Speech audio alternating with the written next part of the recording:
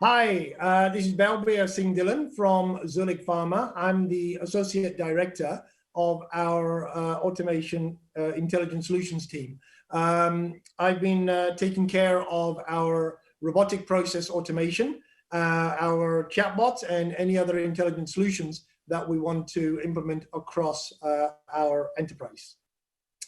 Just a little bit background about Zuellig Pharma. Zuellig Pharma is one of the largest healthcare services groups in Asia, and our purpose is to make healthcare more accessible. We provide world-class distribution, commercial and digital services to support the growing healthcare needs in this region. The company started almost 100 years ago and has grown to become a US $13 billion business, covering 13 markets with 12,000 employees.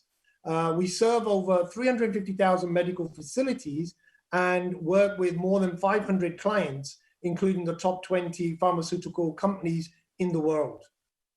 So today, in this session, we will learn how Zuellig Pharma leverages SAP Intelligent RPA during the COVID-19 pandemic to automate the processing of incoming orders and other further business critical scenarios.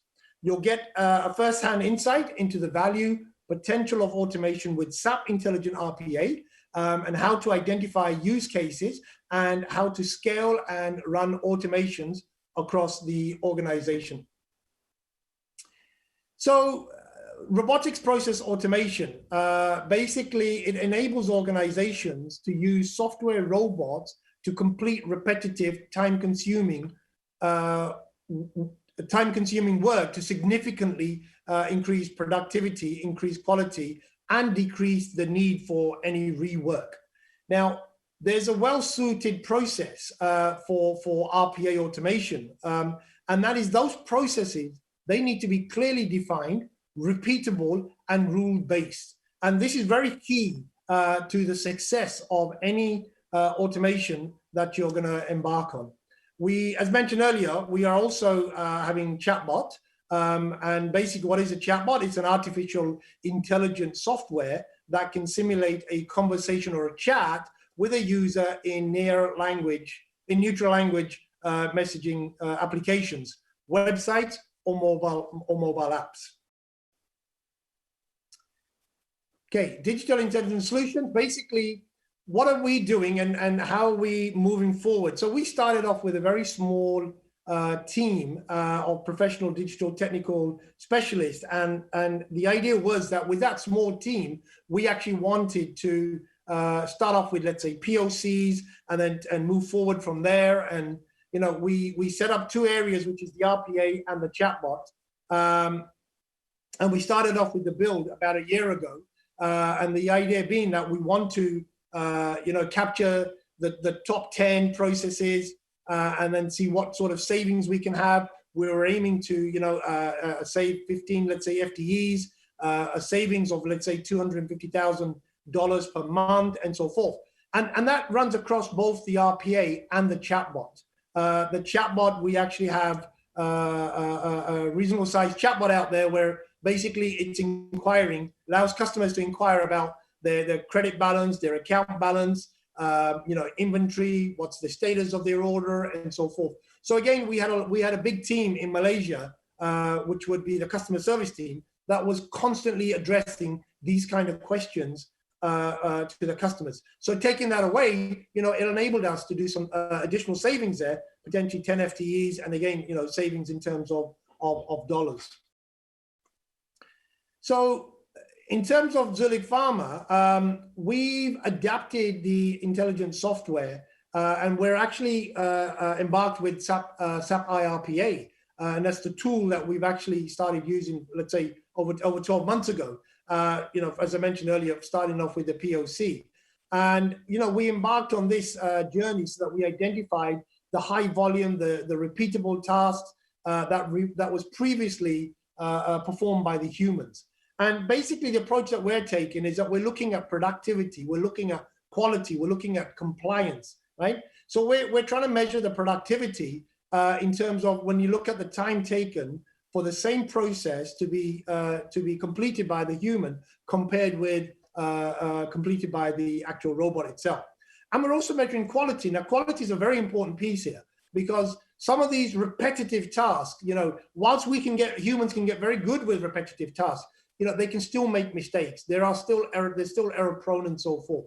At least with a robot, so long as you've implemented that robot correctly and you've implemented the correct logic and so forth, and it's robust, then your quality will most certainly improve. And you should find that, it's less errors or even down to 0 errors. And that's what we all should be aiming for. And plus, we're looking at compliance. We're measuring the compliance before and after the RPA deployment.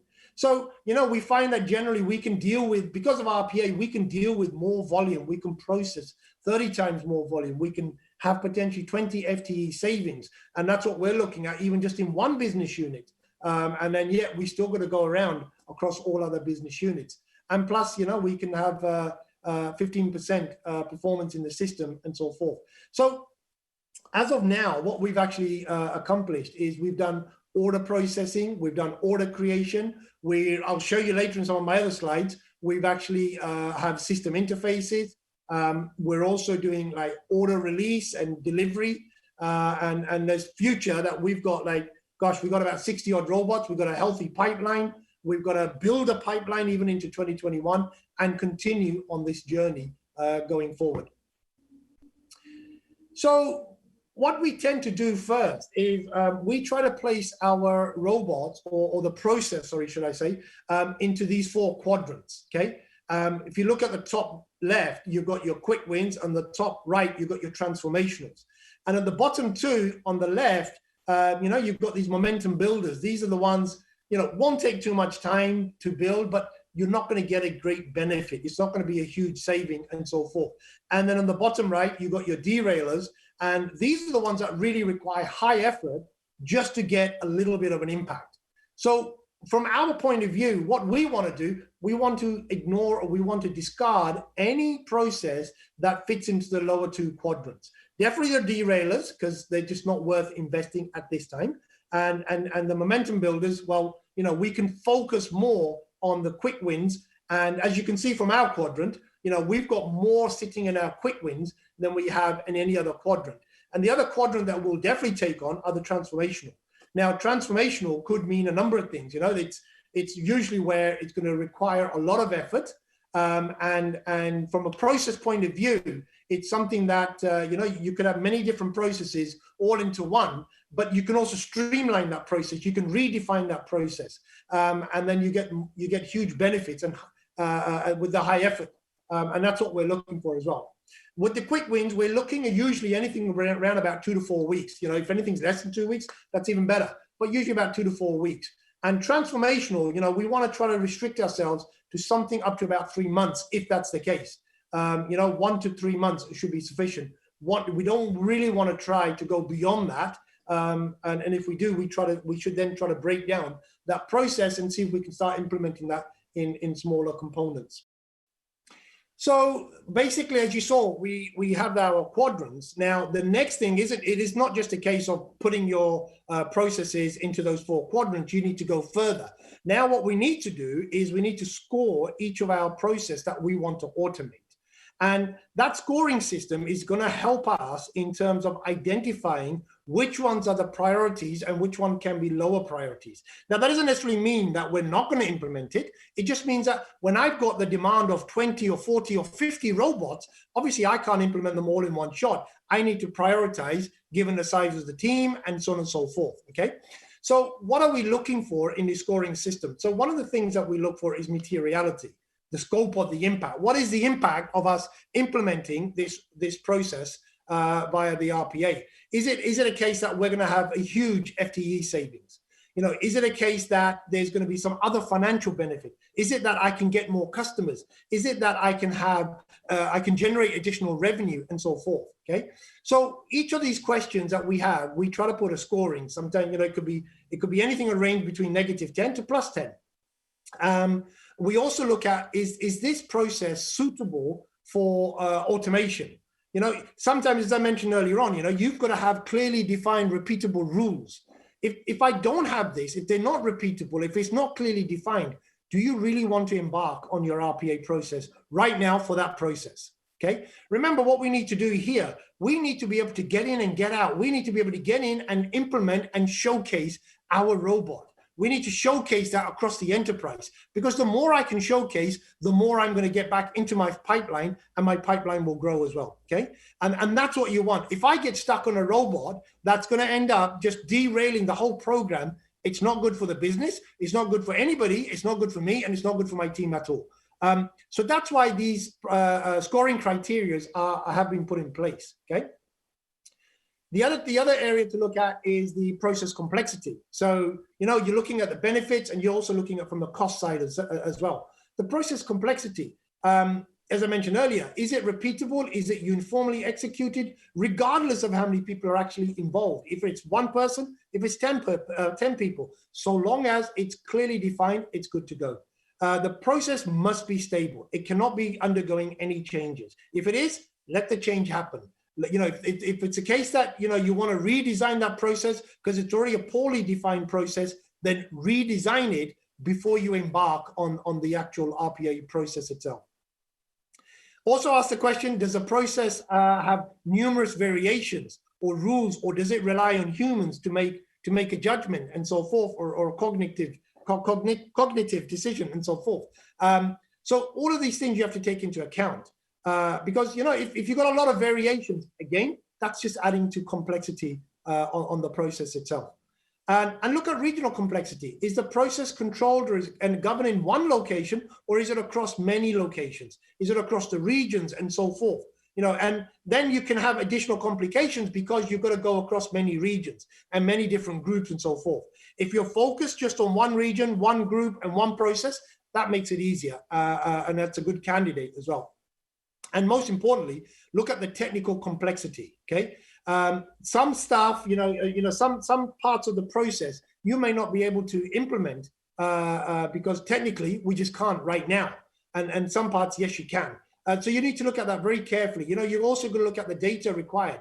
Is the data required to execute the process? Is it poorly defined? Because if it's poorly defined before you start your process, then your robotic process is not going to improve that data quality anyway. Okay, so make sure the data quality is there, make sure it's consistent, and does the process require, let's say, more than one system, 5 systems, 10 systems, and so forth? Again, that's technical complexities that we need to take into account. So what have we done in our region? Okay, so as you can see from the slide, and I've been implementing RPA across many of our regions: Taiwan, Hong Kong, Thailand, Philippines, Malaysia, Singapore, Indonesia, and it's still continuing across other locations. So as you can see from the slide, Taiwan was our very first one. So this is where last year we embarked on a POC and showcased, what we can do with SAP IRPA. And the purpose being really is to showcase to the business unit that, yes, we have a tool and we have the know-how and we can implement this robotic process for you. So to give you an example of what type of processes that we've been implementing for Taiwan, it's all around reading emails and logging into websites. So Taiwan actually have a process where they've got 60 processes that they actually want to automate. And that process is divided into twofold. There's an email group and there's a website group. And basically this email group, it's where customers are actually sending an email to Zuellig Pharma and having attachments, and that attachment is actually their sales order. Now the thing here is that you've got different set of customers. So not all, you got 30 odd customers here. And then secondly, you've got different types of attachments. You've got different layouts in the attachments. So it's not consistent across your customers. So therefore I need to build a robot at a customer level. So per customer, per email. Because I might have an XML in one customer, I might have a spreadsheet, another one, I might have a text file, and in other cases, I might need to read the email body, okay? And similarly with the website, each customer has its own website that we need to log into. And then for that website, we need to log in, download the orders, and process. So as you can see from some of the numbers on the right-hand side in the benefits, you can see from an order point of view, we're doing 100 to 200 orders per day in our customer one for the email POIs. POI is actually purchase order interface. And then in others, we've got 600 to 700 orders per customer. And then the other thing that we're doing for Taiwan is clearing our back orders. So what we do here is when we create a sales order, we block the order, okay, until it's actually approved through our principles and so forth. Once that gets approved, we want to unblock it, and therefore the order can start, the order can be processed and delivered and so forth. And that process itself, it can take time. So as you can see, I've got four robots there, where it's about 50 to 100 orders per day. So someone is actually going through and unblocking all of this on a regular basis and so forth. And then down at the bottom of the slide, you can see I've covered Philippines and Hong Kong. So we'll talk more about that, these examples in the subsequent slides. So let's have a look at the first one. So this is where the Taiwan example I was giving earlier, we're receiving the emails. At the moment, what's gone live is we've got 2 international global healthcare companies. We've got 4 government hospitals, and each customer is sending an email with the sales order details attached. And in this case, as soon as the email is received, the robot is going to be triggered automatically. So there's no intervention. There's nobody actually having to do anything.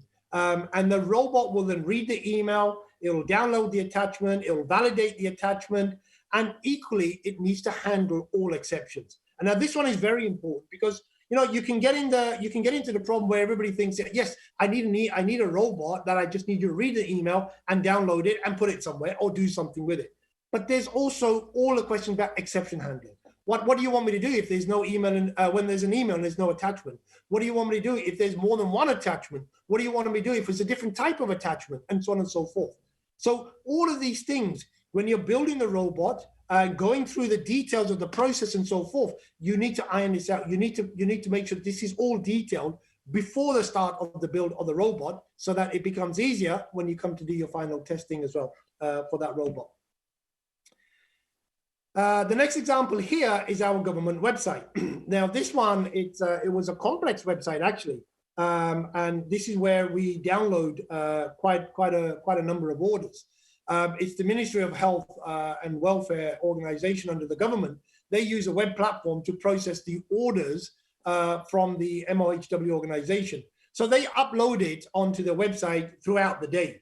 And this is where the robot needs to log in at least 5 times a day to be able to download the orders. So the robot's being developed to log in and download the orders. And more importantly, when we downloaded the orders, we also need to confirm the orders that we've downloaded. So here, the robot downloads the orders. It needs to work out what orders it is downloading. Either it needs to read it from the website, or it reads it from the file that it's downloaded. And then it needs to go back into the website, find those orders and mark them as confirmed so that they are not there in the following subsequent runs for another download. Otherwise, you're going to be duplicating. So again, same thing. The robot handles exception handling throughout the end-to-end process, and it's sending an email once it starts, and it sends an email to say success, and it sends an email to say if there are any exceptions and so forth. And in this case, this robot for this particular website, the robot needs to log in 8 different times because there's 8 different users, and each user has their own criteria, selections, and so forth.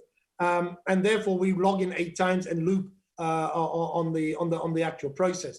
But a couple of things on here: when the robot logs into the website, it completes the security question. It filters the orders. It downloads into CSV files, and as I mentioned earlier, it confirms. We also need to convert ANSI to UTF-8, and then logs into another portal where it actually moves the files from the local machine to our SAP backend system, so the SAP can process those orders. Now, one thing that's important here is all of this. Remember, all of this is actually done using SAP IRPA. So that means, we're able to convert files from ANSI to UTF. We're able to complete our security question. And very recently, we had another website where we had to capture the captcha. Where you've got the number and then you've got to capture that image, and then we put a machine learning on that, and then we're able to interpret that number and pass it back to the robot. But all of that, even the machine learning, is integrated seamlessly within the SAP IRPA process. Okay, so another example of, for the RPA, not everything is a process. Okay, so this example, which is a very good example, we didn't have a process in place. So this is something that we debated whether should we have an RPA process or should we build an interface. So what was required here is that we have another a tool called Planet Press, which basically creates all our deliveries. Okay, those delivery information then needs to be processed into SAP, and that's the interface. How do we do that? And what we decided on was to embark on creating a robot. What the robot does, simply, the interface pushes the data or the files into a shared folder, and the robot is actually polling, or sorry, the robot is triggered every 15 minutes to see if there's any files to be processed. If there are files to be processed, robot reads the files and processes them into SAP, logs into SAP, and creates a shipment and moves the files to say they have been processed. And what we've been doing, we've covered over 121,000 delivery nodes since we've gone live with this robot.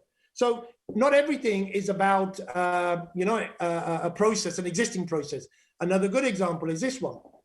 We've got a mobile application where the doctors can register their information as a doctor, the license details, and so forth. And once they've registered on these mobile applications, patients can actually find a doctor and actually call for a consultation. And obviously there's a fee to be paid and so forth by the patient, and all of that gets handled. Now, one thing on this mobile application for the doctor's license, what is very important is that we validate the doctor that he has a valid license.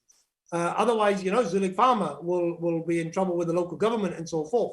So to avoid that, what we do is that the mobile application requests for the doctor's license. Once the mobile application has received the license, it triggers the robot via the RPA triggers, okay? And not only does it trigger, it's passing information to its body, and then the robot receives that, and then it's got the license information, and it can log into the government portal and validate that doctor's license. And then once it's validated that license, it captures the license status via the robot, and it's able to send that back as a notifier back to the mobile application. So the doctor gets notified immediately, yes, my license is valid, or no, it's not valid.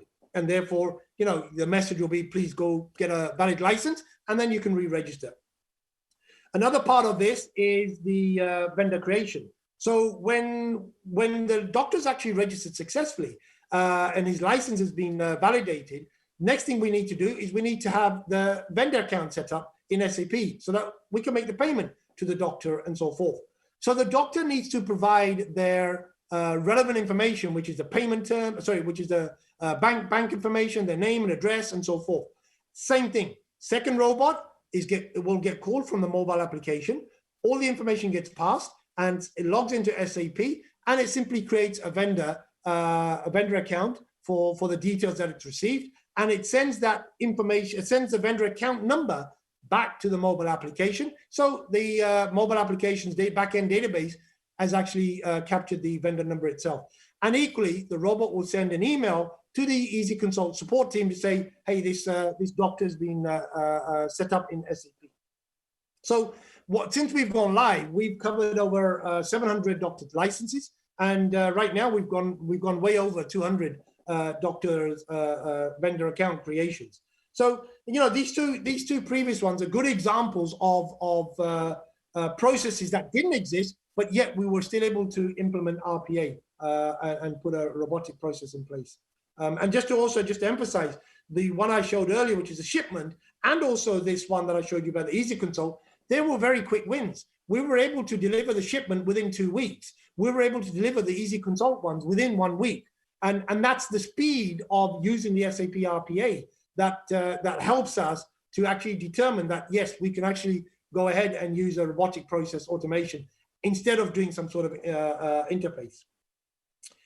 This one is another very, very good example of how we can really have excellent wins in using the RPA process. So this is where we actually found that there was a process in place in the Philippines. They were receiving purchase orders in PDF format. And somebody was actually taking that information, copying and paste, putting it into Excel, and then processing that in SAP, creating a sales order. All a complete manual process. So one of the things that we had to do here, we had to actually put our own tools in place, and we developed our own PDF extractor where we would extract the data from the PDF and get that as a JSON response, and the robots will be able to read that JSON response, basically go ahead and create the Excel file and create the sales order in SAP and so forth and process it. The great thing here was, we actually timed it and looked at from a human point of view, that when they processed something like 88 orders, it took them 840 minutes to process. The robot did the same thing in 12 minutes. So you can just see the substantial savings that we're getting in this process. And similarly here, this one is where we've got our sales orders where they've been blocked, sorry, and they've been blocked because they need to be approved by our principals. And we've actually developed we went around Taiwan actually, there's 4 key areas, which is the hospitals, key accounts, general practitioner, and medical devices, okay? And so we basically log into SAP and we're able to clear these back orders. But how do we do that? We have a process in place where the business unit would send an Excel file to the robot, and as the robots receive the Excel file, it gets triggered, and then it knows that this Excel file belongs to, let's say, hospitals, and therefore it will go ahead and clear the sales orders that are actually mentioned in the Excel file, and then it will go through a number of processes. Some of the steps, like the header, check the customer delivery timing, the price check, a price date update, remove the rejection reason, update the pricing in the condition tab, and so forth. And each of these key areas, they have different criteria. Again, one robot covers it for all. And the good thing here, as you can see, particularly during the COVID-19 situation, when it was at its peak, back in May over here, we were processing over 2,000 lines in one shot, and it was doing something like 8 hours. We've now streamlined that as well. So the benefits of actually running through your processes via the robot is most certainly there, and it's definitely worth embarking on that journey. So to cater a lot of our requirements, we had to do our own internal build. So we've got our PDF text-based extractor, where basically, we need to define the rules of the PDF, the definition, and then we have an API call that can simply extract that data. So from a robot SAP IRPA point of view, yes, SAP IRPA can call an API. It's JavaScript, right? So we call the API, it extracts the data out of the PDF, and then we have that in our as a JSON format, which the robot can consume throughout the remaining processes. We also got other tools as part of this. We've got a split PDF tool, and this is where some of our customers, instead of sending us 20 PDFs, they'll merge them into one PDF. But we need to split them because we need to process those individually and so forth. And then equally got an update PDF, and this is where when we process our individual PDF, we need to put a stamp, or we need to put the SAP document number inside that PDF so that we've got complete traceability. So these are complete reusable components that I've generally found that I'm using them across many robots across the regions. So as you can see, I've got a current pipeline, and it's a healthy pipeline. You can see a number of live robots. You can see the UAT going on. You can see that I'm running it across many different regions, and this will continue. And as you can see, I've even covered bases. We all know SAP bases, right? They have a number of tasks. These are just some of them. There's many more tasks that we can actually trigger and automate for bases as well. So how do we get there? And that's the thing, okay? What did we experience? So what we had to go through, we went through a number of steps, and we're still going through these steps. We started off with the proof process, okay? We completed our POC for Taiwan in 2019. We had one resource with external support, and it was based, it was a Taiwan process, and we developed also at that time our chatbot, okay? Moving from there, we went on to the established stage, which is where we want to now, continually hire resources, reach out to more BUs, we're now live with 20 robots and establish significant benefits and savings. So moving on to step 3, which is where we are right now, is that we're in the middle of trying to setting up our center of excellence, making sure we've got guidelines in place for the scoring card, making sure we've got support and monitoring models in place. We want to expand the team further. We want to increase the automation and chatbot pipeline, okay?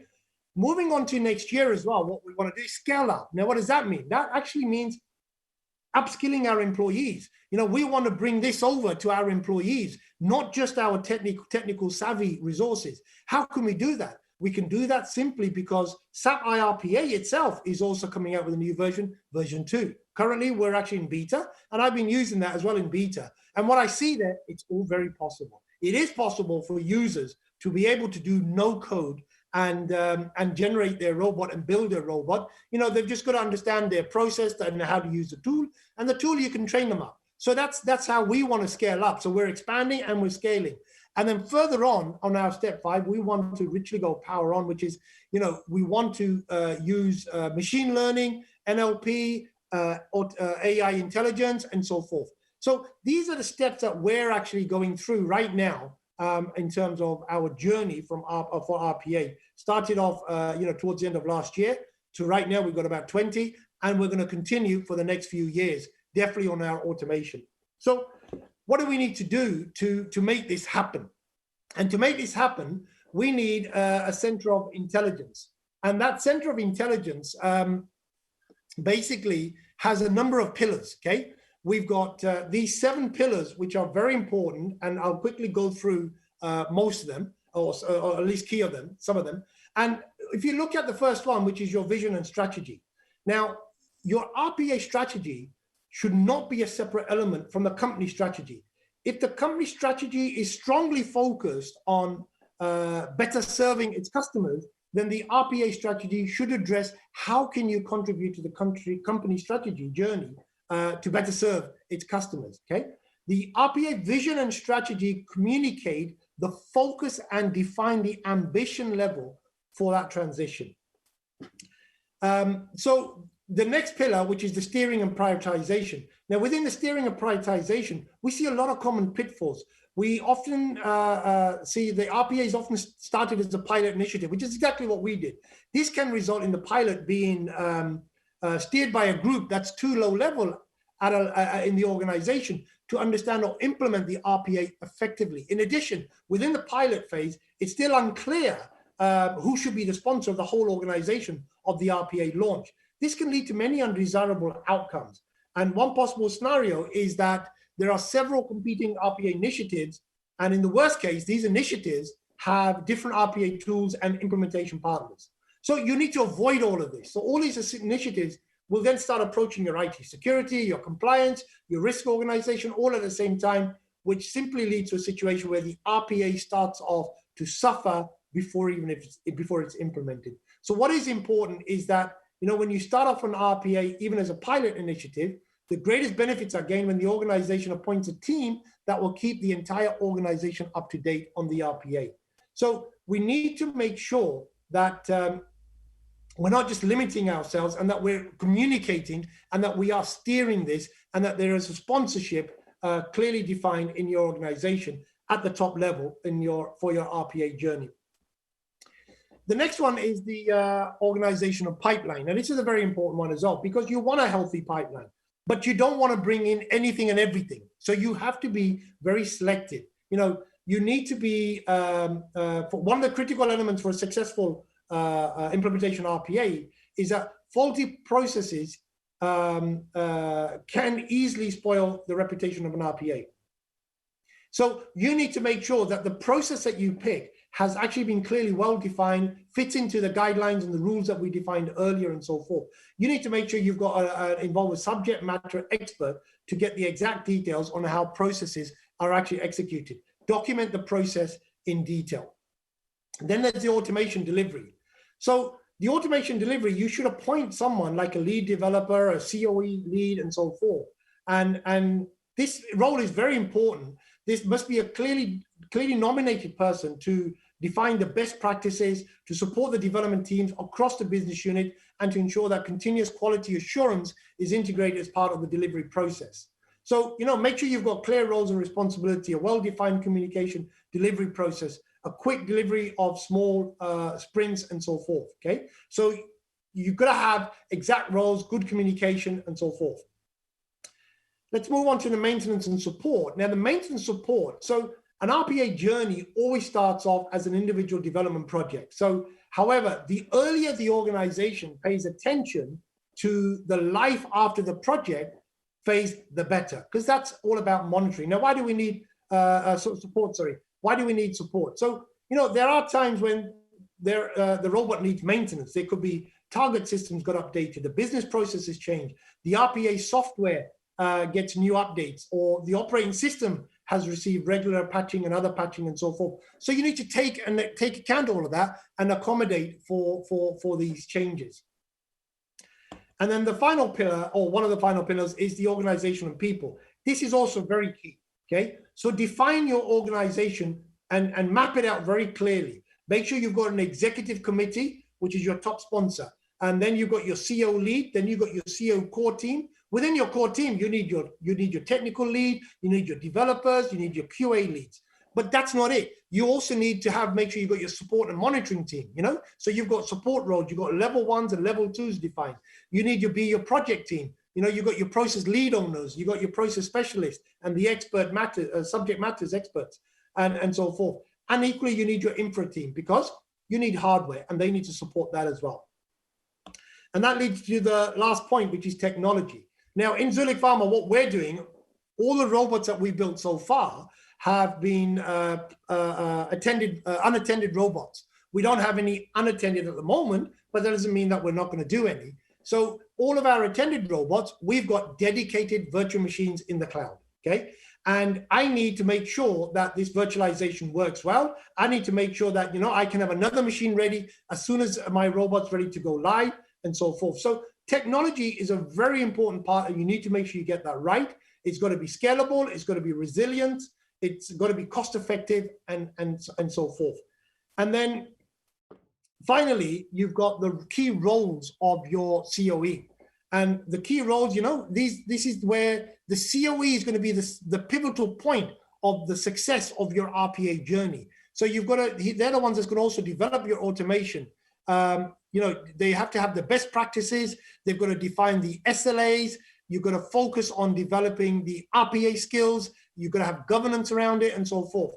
And that RPA skills isn't just restricted to the COE team. It means even across your enterprise. I want to actually embark on a journey where, I'm enabling our employees to use the RPA tool, SAP RPA, because that's what version 2 is all about, okay? So going ahead for us, we've got a very exciting journey. You can see from my pipeline, that pipeline's only going to grow and get better. So hopefully, from today's session, you're able to get some benefits out of this. So, I hope you learned how we are leveraging SAP Intelligent Automation at Zuellig Pharma, okay? So all I got to say, I wish you all a great, successful automation journey in your organization. And thank you very much for your time.